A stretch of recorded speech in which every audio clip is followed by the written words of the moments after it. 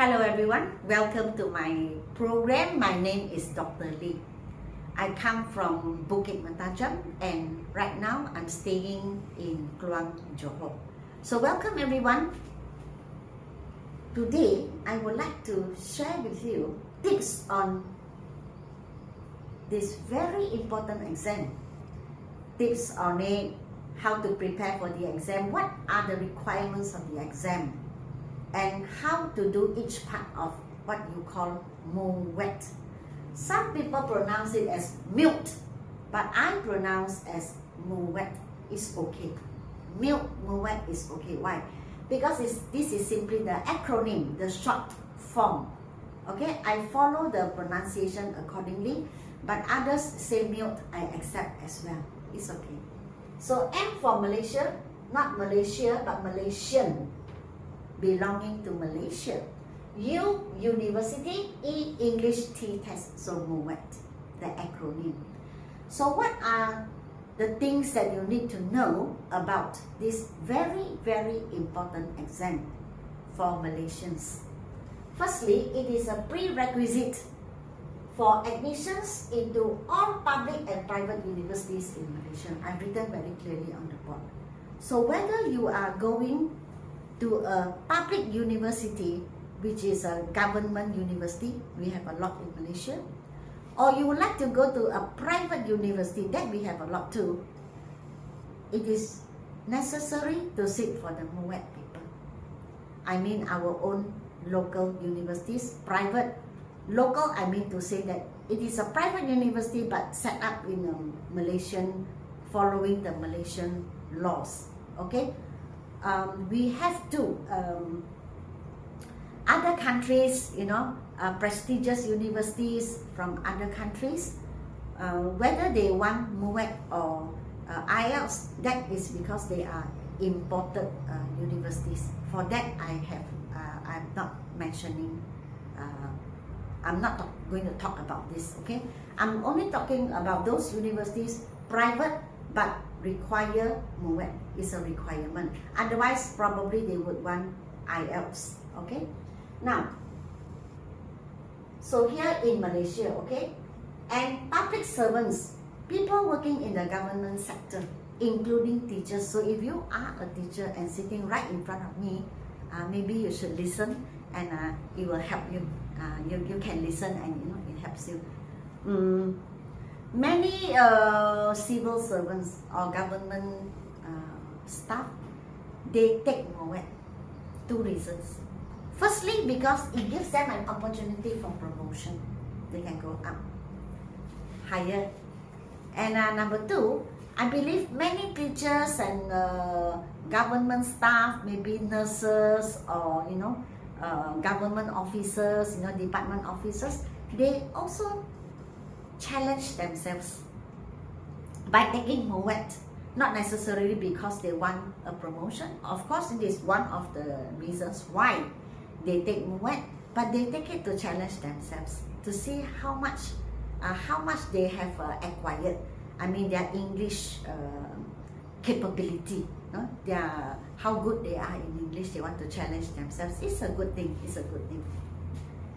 And Muet is compulsory for who? For students who are doing STPM, matriculasi or matriculation, for diploma students or pre-university students. Pre-university students, of course, one of them is foundation students. Actually, they have already entered university. There are many government school students who prefer to, once they have finished their SPM, they directly enter the university. But of course, they are not doing degree. They are doing what you call foundation for 1 year or maybe 1.5 years. After that, they proceed to university degree first year. So these are called pre-university students, that group. STPM, those who are in secondary school, but they are the highest level, they need, it is compulsory. They must sit for the Muet paper. It is compulsory. Okay? And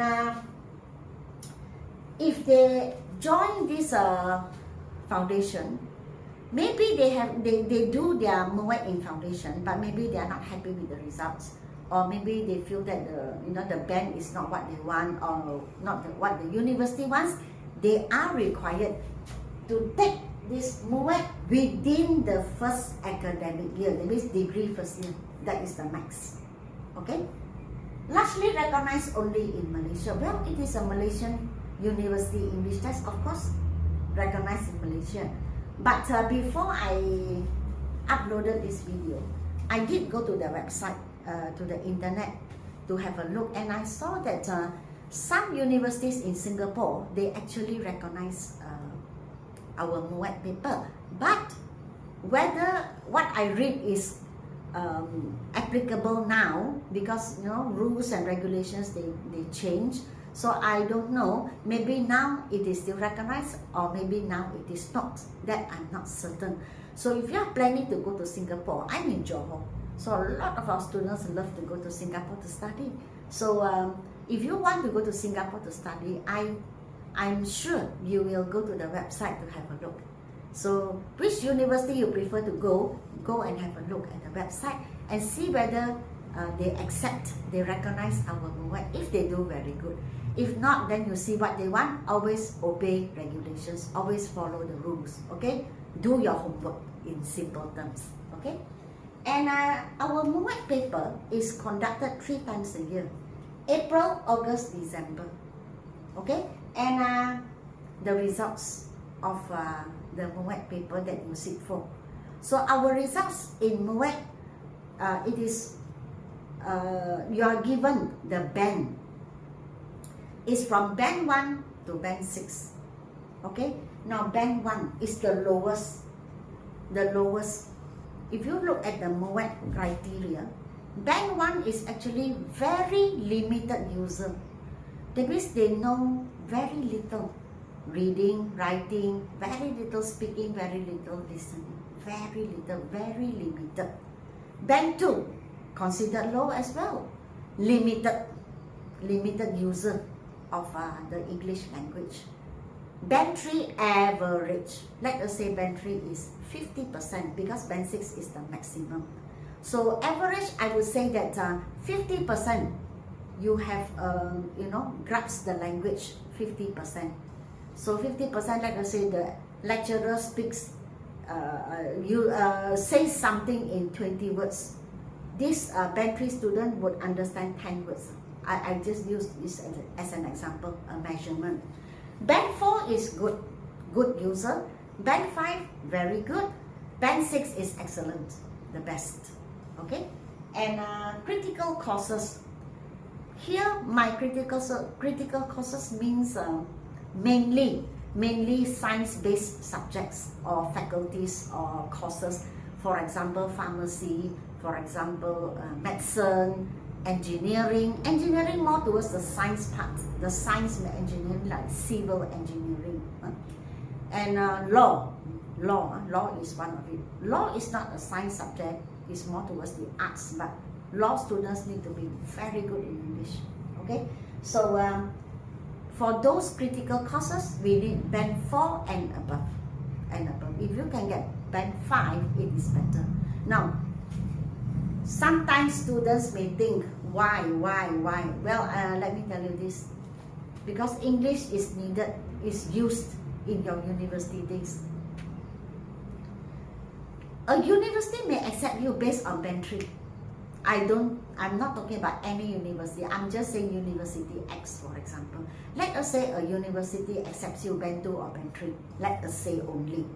Usually, our requirement is basic band 3. Now, you want to take a critical course, but then you are very happy, not you but anyone, a person called Y. Y is very happy because Y can enter the university based on a band 3 or a band 2. Let us, just an example. Now, who is the one who is going to suffer in the university? Is it the student with the band 2, band 3? Or is it the lecturer? Or is it the tutor? Or is it the university? Or is it the government? Who is going to suffer with such limited English and then going to take a critical course? Who is going to suffer? So I would say that if you really intend to, to get into a critical course or any course for the matter, You want to study in the university.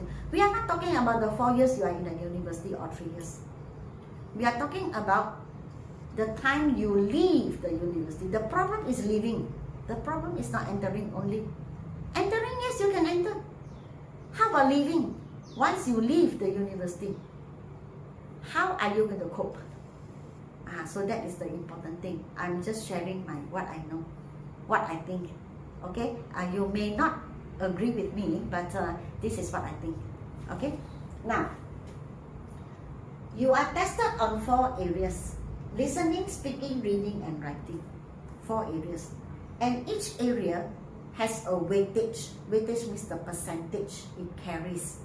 All are the same, 25% each. Meaning to say, we expect students to be to be balanced, I would say. To be balanced in all 4 areas. Because we have seen many students who are good in reading and writing even. But they have no communication. They are unable to communicate. They don't have the communication power. They are unable to communicate, and they can't understand when people speak to them in English. Okay, we do have this. Of course, we also have those who speak English at home. Those who speak English at home. There are many, of course not all. Okay, there are some, or let me use the word some. There are some people who use English at home, who speak English at home. Now, not necessarily they will do well in English as well, because they know how to speak, but they may not know how to write. They may have spelling difficulties. So they can understand, they can speak, but when it comes to writing, they have a big headache because they don't use formal language, because speaking is informal most of the time. Most of the time when you speak at home, you use all the short words, I don't know, cannot, can't, you know, very short words, because they're speaking.